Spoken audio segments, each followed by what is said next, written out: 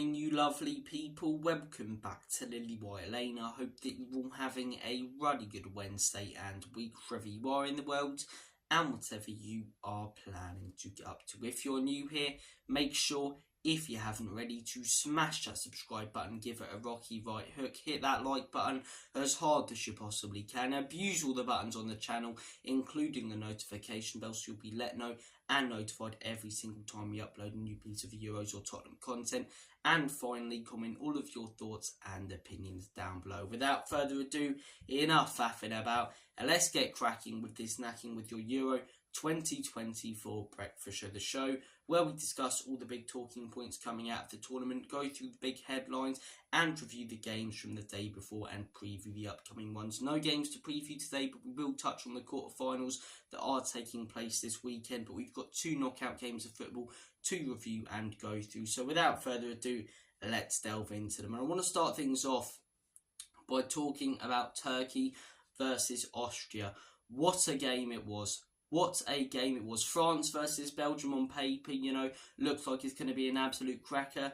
A little bit of a boring game. A lot of the games in the under 16 that have looked like they're going to be absolute crackers on paper haven't been the most exciting. Whereas this one on paper probably looks the worst out of the lot. But I knew it was going to be the best, with those Turkey fans being crazy as they have been all tournament. The style of play that Austria have, and it lived up to expectation. It was an absolute war out there. Both teams fighting for every single loose ball, crunching tackles going in left, right and centre, goal line clearances and brilliant defensive work from both sides. Huge chances missed, great saves. It had everything. It really, really was a great game of football, and fair play to Turkey. What a performance from them. Underdogs heading into this game, Austria topping a group with France and Holland. I expected them to go through, but Turkey, as I say, pulling it out the bag with a brilliant defensive performance, and they were so clinical with their set pieces. So they get an early lead. Merih Demiral, it's quite poor goalkeeping. Austria can't clear the ball away, and Demiral smashes it into the roof of the net. And for the rest of the first half, Turkey looked very comfortable sat in. Austria didn't really have many chances apart from the one a minute after the Turkey goal. And yeah, Turkey looked really solid, really well structured, a real threat on the counter-attack. And Austria, they were playing it quickly, but they just couldn't find the pass through the middle of Turkey. Turkey, they were so narrow and set up so defensively well. Second half, that started to change.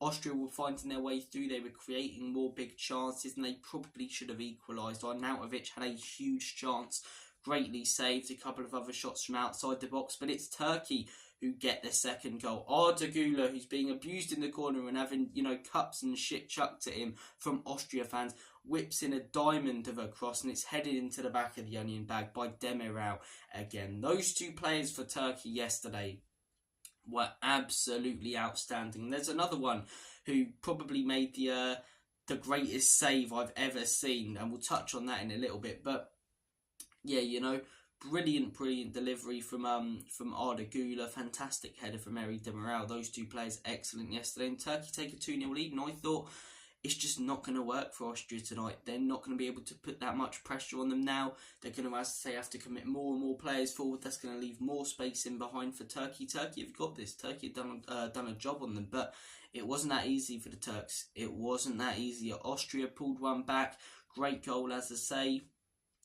I forget the guy's name who scored it, and for those last 20 minutes, it was squeaky bum time for the Turks. It really was. Austria committing everyone forward. Turkey dropping deeper and deeper with everyone in the box, and they had a couple of chances, but the biggest one was in their 91st minute. It's an excellent ball forward to Baumgartner, who's right in front of the keeper, who heads it to the side, not straight at the keeper, to the side. He does everything right. And Mert Gunak, like Gordon Banks, pulls out an absolutely outrageous save. I've seen great saves on tape, and I've seen some unbelievable saves whilst watching football since I've gotten into the sport and since I've been alive. I think that tops them all when you consider the stakes, the 92nd minute to keep them in the tournament and get them through. It was outrageously good. It really was. That was Austria's big chance, and you can't even have a go at Baumgartner on Austria. It's not like, they fluffed a massive chance. If you want to be really harsh, you can say that, but it's just a ridiculously good save from Gunok or Gunak. I don't know how you pronounce his name, but yeah, Turkey go through. They're not a side I'd want to come up against. They're hard to break down. They've got a temper about them as well. They make it very difficult, crunching tackles, solid defensively. You know, their fans make a huge difference. We talk about English fans and, you know, fans across the world being the 12th man. In this tournament, those Turkey fans really have been the 12th man. Best fans of the tournament, I'd say, so far. So, look, Turkey through to the quarterfinals. They were dark horses in the last one. They didn't live up to expectation. Not a lot of expectations for them this tournament. And they're smashing it. They really, really are smashing it. Holland in the next round, and it'll be interesting to see how that goes. Speaking of Holland, Holland 3, Romania 0. Quite a comfortable day at the office for the Dutch, in all honesty. Romania started the game well. They were pressing, had a couple of chances in the first 20 minutes. Gakpo scores a good goal, near post of the Romanian keeper. I'm going to be harsh and say he should do better. And from there, Romania didn't lay a glove on them, really. It was cruise control for the Dutch. It really was chance after chance after chance. I think 3-0 to be fair. In the end, because they scored their 2 goals within the last sort of 10 minutes of the game, it feels harsh.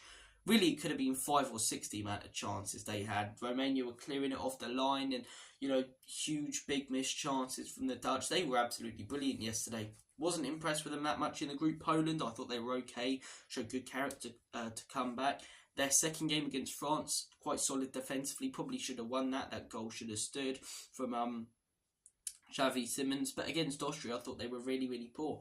Finished third in their group. You know, I didn't expect a lot from them. I thought Romania could have pulled up an upset. I predicted in the last Euro breakfast show that Romania might have gotten a result. But the Dutch, as I say, they were really good. And they showed that they can be a threat in this tournament. Clicking into gear at the perfect time. It's what I want to see England do. But yeah, criticism from their press.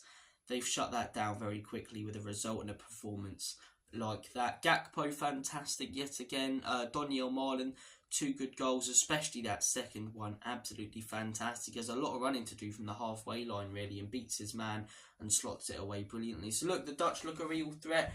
This side of the draw that we looked at as easy don't seem as easy anymore. We've got 4 quarterfinals coming up this weekend. I can't wait for it. I can't wait for it. Friday, what a day that is going to be. Spain versus Portugal, game of the tournament. The real final. That's the real quiz, as David Brent said. The real final of Euro 2024. It feels like the 2 best teams going at it. Cannot wait for that one. I'm going to tip Spain to win it, but my opinion might change. I'm flip-flopping on all of these. Friday night, Portugal versus France. Probably not going to be the most exciting game, in all honesty. I think Spain-Portugal will be unreal. I'm not sure about this one. I'm going to say that France maybe nick it 1-0 in extra time from a deflected goal or something like that. Saturday, England versus Switzerland. If England don't step up, Switzerland will win that 2 or 3-0. Let's not beat around the bush. If England do play like they can, I think we'll get through to the semi-finals. And then Saturday night, we have got Turkey versus Holland. I'm going to say at the minute that Turkey get a result there, and I'd love them to. It really would be great for their nation. But look, great weekend coming up. Great weekend personally as well. I'm off to the boxing on Saturday. Johnny Fisher's next fight, which should be cracking. And yeah, more and more Euros action, getting to the crunch time of the tournament. Hopefully England can progress. And yeah, it's been a great tournament so far. Looking forward to the next round. What a game that Turkey one was last night. Comment your thoughts and opinions on that, the Holland game, and everything at this tournament you want to discuss down below. Make sure, if you haven't already, as I say, to smash that subscribe button, hit the like button, tap that notification bell. You know the rest. You're all bloody legends. Take care of yourselves. Have a smashing day and week. And as always, Comedy Spurs, in Big Ange we trust. Enoch and Levy out. Come on England, and come on the Euros. Catch you guys in a bit.